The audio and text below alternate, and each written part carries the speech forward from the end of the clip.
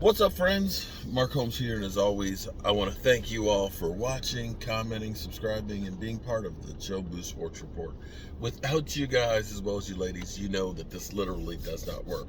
Um, Out and about, running some errands and doing some things, and be headed back to the house and stuff. I'm going to be cooking some Peruvian chickens tonight, and we'll be doing a little live stream on getting that together for dinner tonight. And 6 o'clock tonight, we'll be actually doing an interview that I did this morning with Micah Parsons' dad. Great insight and getting a window into what has made The Lion King. Hope you tune in. I think it's great. Something that's interesting, and I was having a conversation with my man DMV, John, about, and that is when players leave the Cowboys, it's interesting the things that they say. Awuzie, who is in the Super Bowl now, shout out to him, congratulations. I remember like yesterday being there in Philadelphia at the Art Center and listening to Drew Pearson beat down the Eagle fans and call Awuzie's name, and here it is. He's in the Super Bowl. It's one of those things that we thought he'd be in the Super Bowl with the Cowboys, but unfortunately we're not. And maybe this is a window into the soul of the Dallas Cowboys, because Awuzie talked about the difference of being a Bengal. The difference of being a Bengal, where basically we don't have the indoor facility. It's a blue-collar mentality. Basically he's saying, with the Cowboys, you got a whole lot of sizzle, but not necessarily a lot of substance. You got a world-class training facility in the Star where you can rehab with, if you're a fan and you want to go to rehab with the Dallas Cowboys player for the right price, you can be there.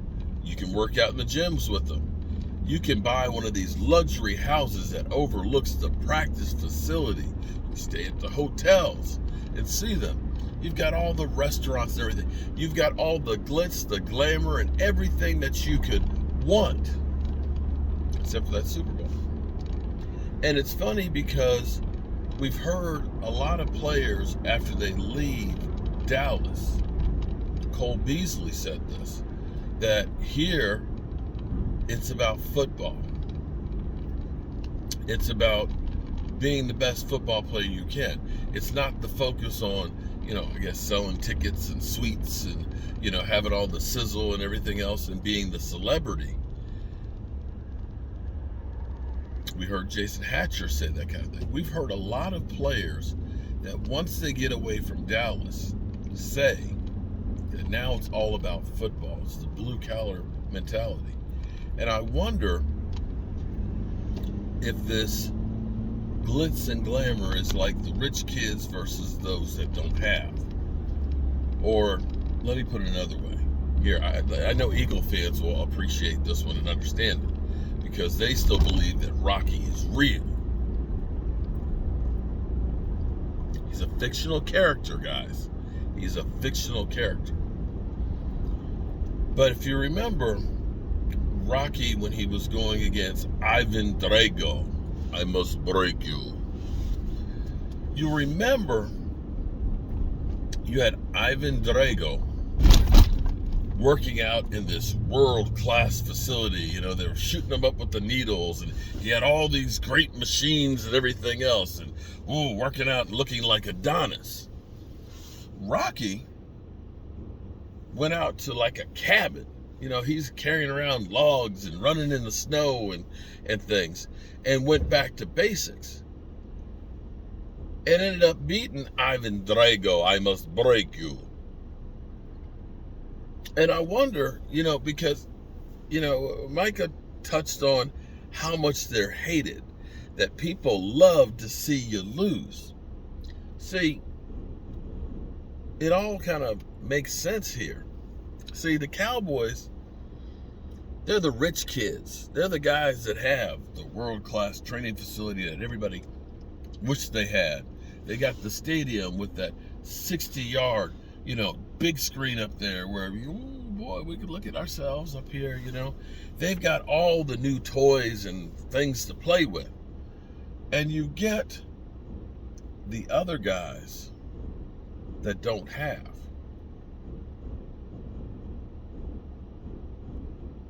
That they're not focusing in on the 60-yard screen or working out at the Star, or having all the interviews, having their own shows, being talked about in nauseam every day on every sports channel. That the focus, you can't help but lose the focus of actually playing the game. I've often said that the Cowboys are living off of their forefathers. That star on the helmet, that 5 world championships and things, that these guys had nothing to do with that, but they're benefiting from it.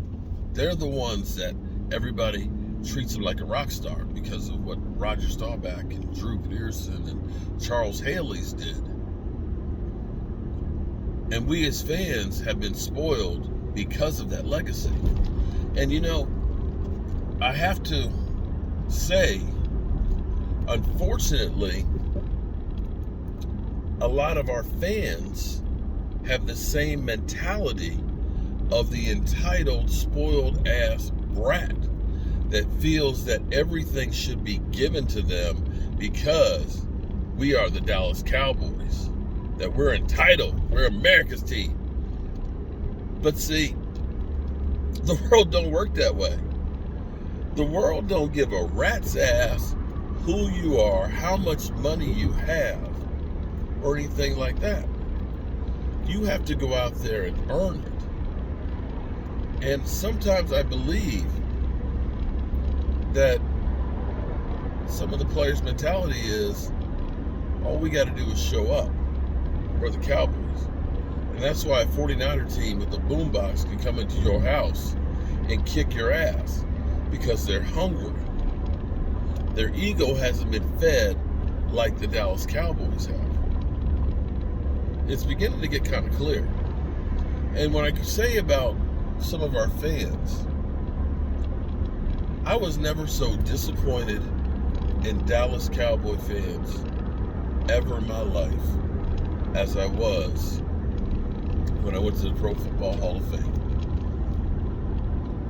The same people that will go through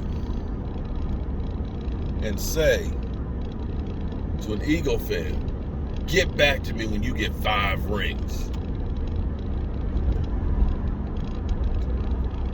Don't know a damn thing about the guys or those teams that earned those 5 rings. When I was there at Drew Pearson's after party, looking at Cowboys royalty from Roger Staubach to Tony Dorsett to Bob Lilly, Tom Landry's son, Charles Haley, Michael Irvin, the guys who actually earned those rings, those guys that made it cool to be a Dallas Cowboy fan, that you guys could give a rat's ass about any of it. That was what was sad to me, is the legacy that was built. Most of y'all have no clue about it. So yeah, maybe Awuzie is on to the real problem in Dallas. We're the spoiled rich kids. Hope y'all are having a great day, and I'll catch you later. Peace.